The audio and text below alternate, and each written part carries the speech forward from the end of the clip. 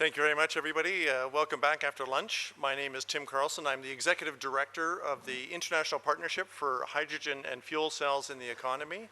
A long name, we go by IPHE. My task this afternoon is to explain a little bit about the IPHE, a little bit about the policy drivers and what are the issues that we are seeing around the world in the member countries. Give a quick snapshot of some of the characteristics and activities that are going on in some of the member countries that will hopefully trigger some thinking in your own minds about what might be opportunities here in India, and then wrap up with a couple of activities that are going on that you might want to think about engaging in. I know there's a number of students, student groups here, and so that's great. This is a very interesting time to think about both renewables, storage, water as well. Clean water is obviously a key issue. Obviously, from where I'm coming from, hydrogen is as a storage mechanism and as a facilitator for a clean environment will play a key role. So hopefully this will trigger some thinking in your own minds about your career paths ahead. So the IPHE, we are 19 countries. It's a government-to-government organization and the European Commission. We formed 2003, and we meet twice a year to talk about government issues, government policies. That's great. Maybe I'm clicking slides, but I don't see any projection. I'm clicking through the slides, but there's nothing there.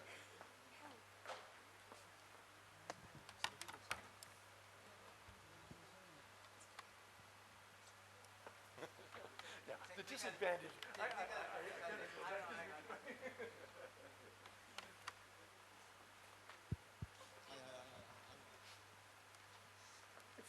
That's great. And if I could have these lights off as well so people can see, that'd be great. So, as I say, it's a government-to-government partnership, 19 countries, of which India is a member. The Ministry of New and Renewable Energy is the representative on the IPHE. Just some examples of the activities. We are government-to-government, so it's regulatory. What are the policies? What's the regulations, codes and standards that need to be put in place to build the framework so that hydrogen and fuel cells can be used effectively for businesses to make the business case and to make money. That's one of the main focuses. The other area that we focus on is on education and outreach. And from an IPHE perspective, education and outreach really means engaging the public, informing institutions, informing other ministries about what hydrogen and fuel cells can do in the economy. So it's more public-oriented or policy and decision-maker oriented rather than institutional and university, although there is some work that we do there as well. And our angle is to leverage and make progress on ministerial decisions at various events, such as through the IEA, the International Energy Agency, Mission Innovation, Clean Energy Ministerial. I'll talk a little bit more about the various entities that are going on. A little bit of context, and as I say, this is a chapeau piece for hydrogen and fuel cells. The members are most of the major countries that you would think around the world, as I say, including India. There is around $1 billion a year invested in R&D and deployment on hydrogen and fuel cells in these member countries. So there's a fair amount of activity that's going on. Industry is putting a significant amount of money forward, as are governments as well. Right now, there's around 12,000 fuel cell vehicles on the roads. California is a key site. Japan is another key site. In Europe, there's in the hundreds as well. There's over 280,000 combined heat and power, so fuel cell units installed in homes in Japan right now as well. So they use it for heating of hot water and for electricity generation within their homes. So they've installed fuel cells in their homes and are using them today. Check one. Hello. Check. Just some Check of the one. global players that are on to give another context of the international angle. We've been going the IPHE since 2003. There's a number of associations. The Hydrogen Council is the industry mirror in some respects to the government agencies. The IEA have been doing a lot of work. Recently, there has been a Mission Innovation Challenge on hydrogen launched and a Clean Energy Ministerial hydrogen initiative launched as well. So it's the momentum is building, and I'll talk a little bit about the Center for Hydrogen Safety that has been launched as well, because regulations, codes, standards, and safety is a key feature of the work that the IPHE is helping to shepherd. Context. So we all understand that the key drivers for countries to take action on numerous files are around energy security, energy system resilience and stability, around economic growth and innovation and technical leadership, and then of course environmental performance. And that environmental performance is greenhouse gas emissions, but it's also local air quality issues, noise, a number of different parameters that countries, regions, and cities are looking for as being their drivers, their objectives for adopting new technologies, including hydrogen and fuel cells. Over the last couple of days, and Dr. Mathur of the Terry mentioned it yesterday, that there are hard to decarbonize sectors. And these are areas where hydrogen produced through renewable energies could play a significant role. We've heard talk this morning around the steel side, and in fact, there are demonstrations being developed now in Austria, in Germany, and in Sweden that are starting to look at hydrogen and how hydrogen could be used instead of coking coal in the steel process. So there are initial stages of R&D going on.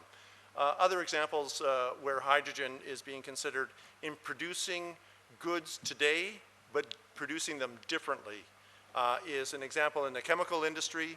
The port of Rotterdam is a major center for the chemical sector, and they are looking to how does Rotterdam reduce its GHGs, but still be a global center for the chemical industry. And so they are looking at using clean hydrogen in the process rather than natural gas, where they strip the hydrogen off the natural gas and use that in the chemical process. They're looking to get their hydrogen from a different route, and so they're looking for the clean. That's another example. And then other areas that a number of countries are looking at is, especially on heavy-duty vehicles, rail, ships, how do they reduce their emissions from these transport sectors? We also heard yesterday about the idea from Dr. Tripathan from the International Solar Alliance around solar getting to grid parity and in fact getting to near zero cost. And the trick around the near zero cost for solar is that it requires grid scale storage. That was one of his key features around it. And so hydrogen could play that role. So I'll just quickly go through and give some snapshots of what countries, maybe you could give me a time check. 3 minutes, okay. Just a quick snapshot of what some of the countries are thinking about and the views that they are taking forward. The US, it's about technology development, technology leadership, energy security, energy systems management. They're putting over 100 million a year into R&D around the TRL 4, 5, 6 region to make sure that they're going to be technology leaders. Germany, it's about sector integration. How do we get renewables into the industry sector? How do we get renewables into the built environment, into heating and cooling? How do we get renewables into industry as well? So it's the integration role that they're looking at. In Japan, as it was mentioned yesterday in some detail, they have a cabinet committee specifically set up for hydrogen, the implementation of hydrogen in their economy. So from the Prime Minister on down, they're taking this very seriously and they're engaging, and it's an energy issue, a technology issue, and a long-term viability of the economy issue. European Commission is leveraging a number of activities across Europe and taking real leadership there. The Netherlands is an interesting example in that they are having to move away from natural gas production. And so they have this capital asset of pipelines. So how do they take advantage of that capital asset? What do they do if they don't use those natural gas pipelines in the future? They have to take them out for environmental obligations. So they're looking at offshore wind, generation of hydrogen, and putting that hydrogen, using their natural gas network, potentially in the future, to be the backbone for a hydrogen economy in Europe. In Brazil, a unique technology characteristics around buses and vessels, fleets, motorboats. They have a unique characteristic there. We heard about Australia this morning, of course. Exporting. How do you export clean, renewable energy? And the medium around hydrogen is one of the tools that they are looking at. They're doing extensive work on it now, as we heard.